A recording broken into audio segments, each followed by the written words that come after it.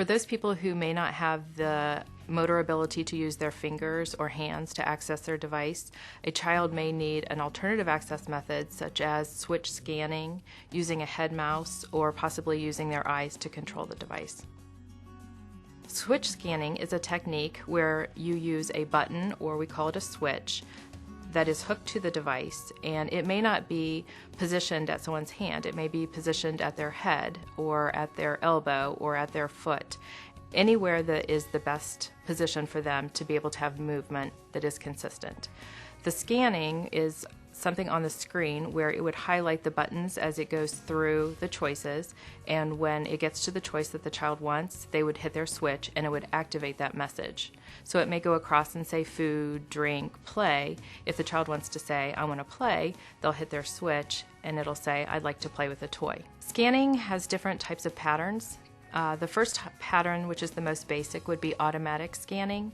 It is where your buttons would be highlighted in a consistent fashion, usually linear from left to right, at a set speed. When you get to the choice, you would then activate your switch, which would activate the message. Another type of scanning would be two-step or switch scanning, which actually requires the use of two switches. One would be your step-through switch, so that person would hit that switch and it would step through all of their choices. When they get to the choice that they want, they would use their chooser switch to actually activate the message. That would require, again, two switch sites, maybe at their head, maybe at their hand, maybe at their head or their elbow. If you're a proficient scanner, or if you're trying to scan more quickly, a third pattern that you might use is group row column, where you would actually scan through a group of buttons together. Once you get to the group that you would like, then it would then divide into a row and a column. So it allows you to scan through a large amount of vocabulary in a faster amount of time. A head mouse is an alternative access method that can activate a dynamic display device. It's a small reflective dot that you might wear on your forehead or on your glasses, or some people put it on a hat, and it will cause the device to pick up the reflection and follow the movement of that person's head around the screen.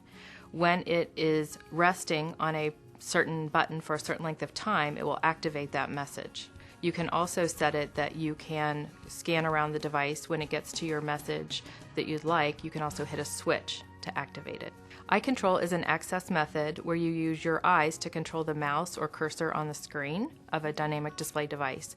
There is a camera that is attached to the bottom of the dynamic display screen, and it will pick up the glint of your eye and it will follow that around the screen, therefore highlighting the buttons on the screen.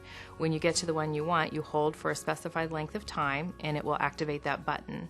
It can also be set up so that you can go around the screen, and then when you choose, you can blink to make your choice. Due to the fact that dynamic display devices are computer-based systems frequently, they have the ability to do other features such as send text messages, listen to music through the MP3 player that's built in, or they can also do environmental controls, which would allow you to change the channel, the volume on your TV, VCR, or you may be able to turn lights on and off around your house.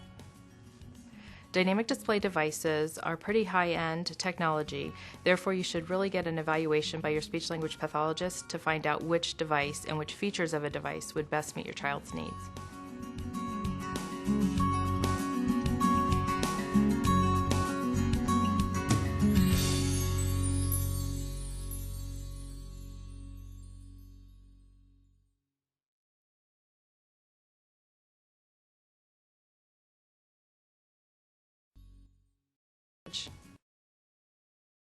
Or the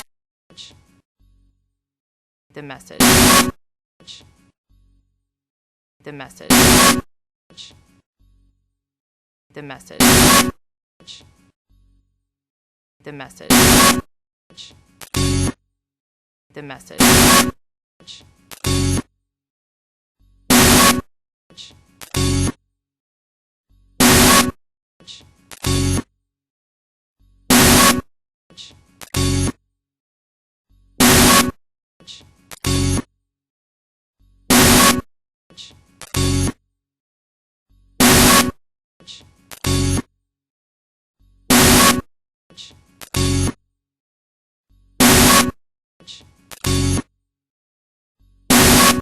Switch.